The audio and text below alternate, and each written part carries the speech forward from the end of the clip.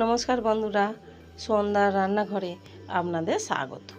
আবারও চলে এসেছি নতুন একটা রেসিপি নিয়ে। আজকের রেসিপি কাঁচা আমের ক্যান্ডি বা মোরব্বা। বন্ধুরা, এই মোরব্বা যদি আপনারা বানিয়ে বাড়িতে বেশি করে রেখে দেন, তাহলে বাচ্চারা যখনই লজেন্স খাওয়ার জন্য কাঁদবে, তখনই কিন্তু আপনারা বাচ্চাদের হাতে এই ক্যান্ডিটা ধরিয়ে দিতে পারবেন। তাতে করে বাচ্চাদের কান্নাও থেমে যাবে আর খুব আনন্দভাবে খাবে। তাহলে চলুন ভিডিওটা শুরু করা যাক।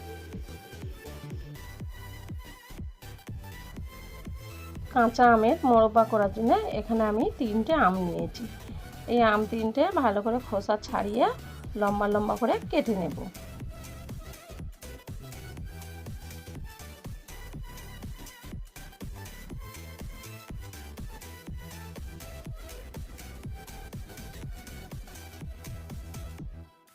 সব আমগুলো কেটে নিয়েছি। এবারে আমি জল দিয়ে ভালো করে কচলে কচলে ধুয়ে নেব।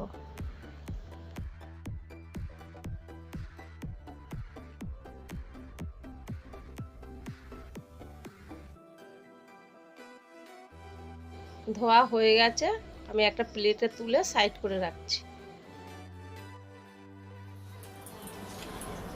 এখানে আমি কাঁচা আমের ক্যান্ডি বানানোর জন্য 1 বাটি চিনি নিয়েছি। এই চিনিটা মিক্সিতে গুঁড়ো করে নেব। দেখুন ভালো করে পেস্ট করে নিয়েছি, একটুও দানা দানা নেই। তো এটা আমি এখন সাইড করে রাখছি, চাপা দিয়ে সাইড করে। ক্যান্ডি বানানোর জন্য আমি এখানে একটা প্যান বসিয়ে দিয়েছি, ওর মধ্যে কিছুটা জল দিয়ে দেব।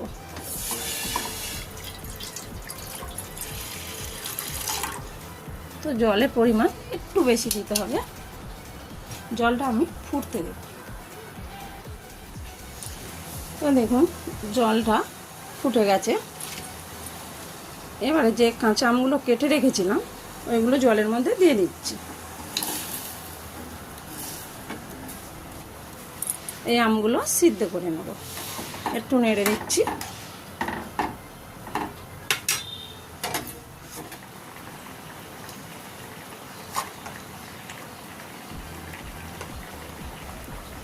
দিয়ে দিলাম অল্প একটু নুন।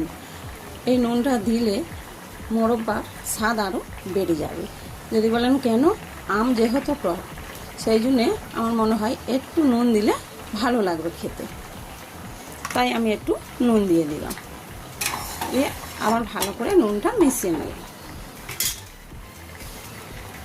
দেখুন বন্ধুরা, 10 মিনিট আমটা সিদ্ধ করে নিয়েছি।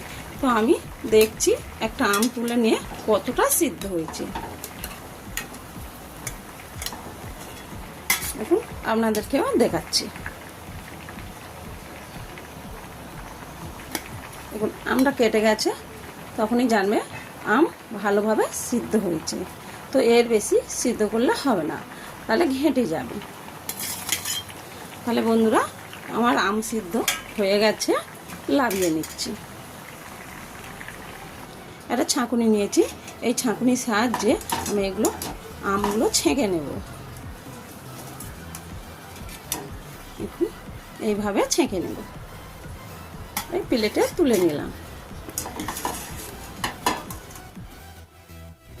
দেখুন বন্ধুরা, এখানে আমি কাঁচের বোল্ট নিয়েছি। কাঁচের বোল্টের মধ্যে আমি আমগুলো দিয়ে দিচ্ছি। তবে এই কাঁচটা কিন্তু গরম গরম করতে হবে, না হলে কিন্তু ভালো হবে না। দেখুন যে চিনিটা আমি পেস্ট করে রেখেছিলাম এই আমের মধ্যে দিয়ে দিচ্ছি। কিছুটা দিয়ে দিচ্ছি, আমি এবার মাখিয়ে নিচ্ছি ভালো করে।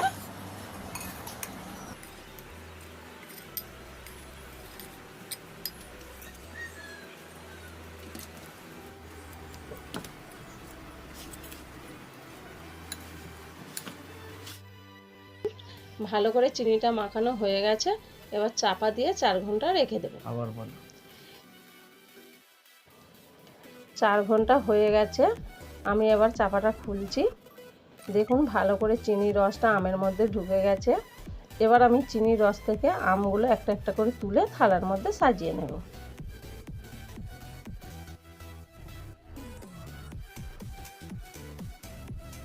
চিনির রস থেকে আমগুলো ভালো করে থালার মধ্যে সাজিয়ে নিয়েছি।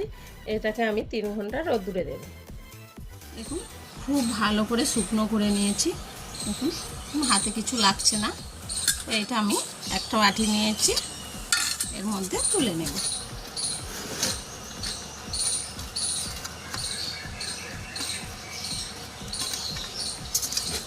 এখানে আমি চিনি গুঁড়ো করে নিয়েছি, চিনিটা এখন মোরব্বার মধ্যে দিয়ে দেবো।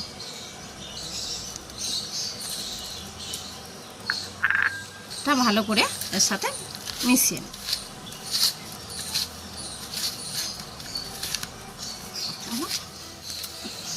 দেখুন খুব ভালো করে মাখানো হয়ে গেছে।